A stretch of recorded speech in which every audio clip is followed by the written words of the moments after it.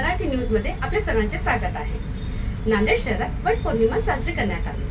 नांदेड शहरात वट पौर्णिमा उत्साहात साजरी करण्यात आली। यावेळी महिलांनी वडाला दोरे बांधून सौभाग्याचे औषण मागितले आहे। आपण पाहूया या वट सावित्रीचे काही दृश्य। त्या अगोदर हा चॅनल आपल्याला कसा वाटला यासाठी लाईक करा, शेअर करा, सबस्क्राइब करा। थँक्यू, धन्यवाद।